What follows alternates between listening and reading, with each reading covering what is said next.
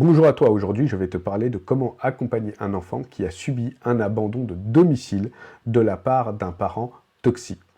Il faut déjà savoir que lorsqu'il y a des séparations conflictuelles et très conflictuelles avec un parent toxique, car lorsqu'il y a un parent toxique, la séparation se passe rarement correctement, parce qu'il y a la toxicité de ce parent toxique qui arrive dans les comportements, et bien dans cette situation-là, le parent toxique utilise l'abandon de domicile. Le sujet d'abandon de domicile revient très rapidement dans les discussions. En fait, ces parents toxiques pratiquent cette méthode pour leur propre intérêt, sans penser bien sûr à l'intérêt de l'enfant, car s'ils pensaient à l'intérêt de l'enfant, ils ne pratiqueraient pas cette méthode. Eh bien, comment commence cette méthode? Le parent toxique pratique une plainte mensongère contre le parent sain, pour éviter de se retrouver lui-même avec une plainte pour enlèvement d'enfant lorsqu'il décide de le faire. Et à ce moment-là, le tour est joué, tout commence. C'est-à-dire, qu'est-ce qui commence? Il commence que le parent toxique va, à ce moment-là, déshumaniser totalement l'enfant. C'est-à-dire que l'enfant est un objet, est une arme pour le parent toxique, est une arme que le parent toxique va retourner et utiliser contre le parent sain.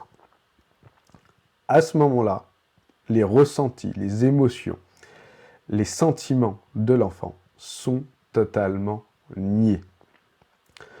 À ce moment-là, le parent toxique pense qu'il est supérieur, a un sentiment de supériorité face au parent sain, dû en fait à une très grande immaturité du parent toxique, car tous les parents toxiques sont extrêmement immatures. Le parent toxique a également la volonté de punir le parent sain à travers l'enfant qu'il utilise comme une arme. Donc il le punit de tout et n'importe quoi, de ce qu'aura décidé le parent toxique de punir le parent sain. Mais en tout cas, tous ces comportements montrent une chose, que le parent toxique a un grand manque de confiance en lui-même, comme tous les parents toxiques qui manquent de confiance en eux. J'ai connu cette situation lors de ma demande de divorce. Ma fille a connu cette situation lorsqu'elle avait 3 ans et demi. Elle a connu ce traumatisme de l'abandon de domicile et même elle l'a connu en pleine nuit, dans son histoire personnelle. Quand ton enfant connaît cette situation, vit ce traumatisme, eh bien, ton enfant va entrer dans sa tête dans un monde de mensonges. C'est-à-dire que, déjà, le parent toxique est immature. Donc, il va se décharger totalement de la responsabilité de la situation et de la responsabilité de ton absence auprès de ton enfant. C'est-à-dire qu'il va décharger cette responsabilité sur un tiers, ou sur toi-même, carrément, et dire que c'est ta faute si ton enfant ne te voit pas. Par exemple, ma fille, on lui avait dit à l'époque que j'étais marin et que c'était pour cela qu'elle ne me voyait pas. Donc, c'était de ma faute si ma fille ne me voyait pas sur une longue période. Ton enfant va entrer à ce moment-là dans un monde d'angoisse, d'incertitude, de stress, de peur. Tout cela provoqué par le parent toxique. Ton enfant va également rentrer dans un monde de culpabilisation. Pourquoi?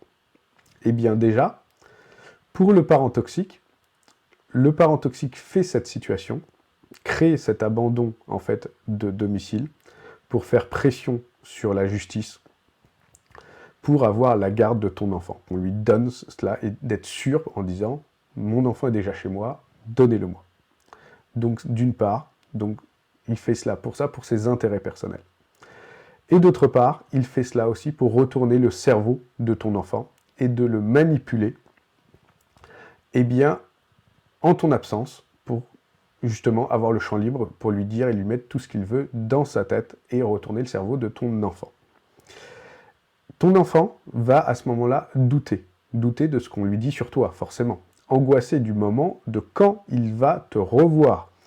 Ton enfant va également avoir peur pour toi, car il ne te voit pas. Il va stresser, c'est-à-dire qu'il va sentir des odeurs, entendre des bruits. Tout cela va lui rappeler toi. Et donc, il ne te voit pas, mais tout cela va lui rappeler toi, et il va avoir peur, il va stresser de cela. Et il peut également culpabiliser de se dire, eh bien, si je ne vois pas mon parent, eh bien, c'est de ma faute. J'ai fait quelque chose qui fait que je suis avec l'autre parent, et pas avec le parent qu'il me manque. Cette situation peut en fait durer des semaines, des mois, des années. Tu es le parent sain. Tu dois rester toujours solide pour ton enfant. Mais il faut que tu saches également que le jour où tu vas revoir ton enfant, eh bien, tu devras l'accompagner pour passer ce traumatisme de l'abandon de domicile que ton enfant aura vécu de son côté à travers ses yeux. Quand ma fille est revenue après 2 mois, je savais que le travail de reconstruction allait durer longtemps, qu'il allait également pas forcément commencer du jour au lendemain, car parfois les signes de ce traumatisme mettent également du temps à arriver. Il n'arrive pas dès le lendemain, mais ils peuvent arriver des semaines, des mois après. Donc déjà, il faut que tu comprennes ces signes. Les signes de ce traumatisme qui vont apparaître, les plus fréquents. Il y a la peur de l'abandon, c'est-à-dire que ton enfant va avoir peur que tu l'abandonnes, que tu ne sois pas près de lui. Et cette peur de l'abandon n'existait pas avant. Il peut y avoir également une régression dans le comportement. En fait, ton enfant va régresser pour que tu t'occupes plus de lui, et il va faire cela pour avoir ton attention et partager plus de moments avec lui. Mais donc il y aura une régression dans le comportement, des réveils nocturnes, des cris et des pleurs, ou des pleurs.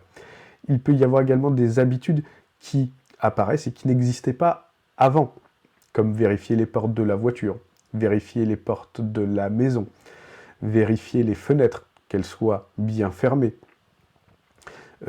Il peut y avoir également le fait de dormir avec une ou plusieurs lumières, alors que ton enfant, avant, dormait dans le noir. Qu'il dormait totalement dans le noir. Et là, il a besoin de cette lumière. Ou dormir avec une porte fermée ou une porte ouverte. Il peut y avoir plein d'habitudes qui apparaissent suite à cela. Il peut y avoir également des silences prolongés de la part de ton enfant, ou à l'inverse, du fait qu'il parle beaucoup, beaucoup, parce qu'il a besoin d'être écouté. La première étape, c'est d'être empathique et d'humaniser ton enfant. Ton enfant a été déshumanisé. Il a besoin d'être réhumanisé à nouveau. Il en a été privé, il en a un grand besoin. Quand ma fille est revenue avec moi, elle a mis plusieurs mois avant d'avoir certains signes, avant de déclencher certains signes de ce traumatisme. La deuxième étape, c'est d'être attentif à ton enfant. Attentif à ce qu'il dit, à ce qu'il fait. Il faut savoir que le parent toxique, du fait qu'il est toxique et qu'il a déshumanisé l'enfant, il accorde très peu d'importance au ressenti de son enfant. Car pour lui, c'est un objet. On n'accorde pas d'attention à sa chaise ou à sa table. On n'accorde pas d'attention à un enfant qu'on transforme en arme pour l'utiliser contre le parent sain. Donc, c'est une fois qu'il est avec toi que tu lui accordes beaucoup d'attention. C'est une fois que ton enfant va reprendre ses habitudes avec toi, va être à nouveau heureux avec toi, que les signes vont apparaître. Pourquoi ? Car en fait, sa peur va ressurgir à ce moment-là. La peur de te perdre à nouveau, de perdre le bonheur qu'il aura retrouvé avec toi. Sa peur de l'abandon va ressurgir. L'angoisse de ton absence va arriver, va le faire stresser. Donc les signes vont apparaître une fois qu'il aura repris toutes les bonnes habitudes avec toi. Ma fille, par exemple, allait jusqu'à se réveiller 4 fois par nuit pour venir regarder si j'étais là la nuit, par peur de mon absence. par peur du fait que je ne sois pas là, car l'abandon de domicile dont elle a été victime s'est passé en pleine nuit. Donc ton enfant peut aussi, par contre, refuser de parler par culpabilité. Ou à l'inverse, se mettre à parler énormément pour se décharger de son stress. Par exemple, ma fille me parlait énormément avec un flot de paroles très très vite, avant parfois de se mettre à pleurer et de décharger son stress. Et elle faisait ça au retour chez moi, le premier soir, pour justement vider son sac du stress. La troisième étape, c'est le fait d'écouter et de respecter l'envie de parler ou le refus de parler de ton enfant. Ne le prends pas mal si ton enfant ne veut pas parler et accorde-lui du temps et une très bonne écoute s'il veut parler. La quatrième étape est de rassurer ton enfant, de le rassurer par ta présence à ses côtés, de le rassurer par ton comportement et de le faire, de le refaire et de le refaire tant de fois qu'il faut pour que ton enfant s'apaise. Rassure-le en ayant une voix rassurante et non angoissée, sinon il l'angoissera également. La cinquième étape est de créer tes propres rituels avec ton enfant. Les rituels, ça rassure l'enfant. Crée tes habitudes avec ton enfant, tes rituels avec ton enfant. C'est des moments de partage et d'écoute. Donc crée ça avec ton enfant. Par exemple, avec ma fille, chaque soir, elle prenait son bain à la même heure, son repas à la même heure, l'heure de l'histoire à la même heure. Elle savait à chaque heure quel moment on allait passer en soi. C'est rassurant, c'est structurant. C'est ce qu'un parent toxique ne sera incapable de donner à un enfant. Donc tente de garder des horaires fixes avec ton enfant, si tu peux le faire, bien sûr, pour avoir ces moments de partage et ces rituels fixes avec ton enfant.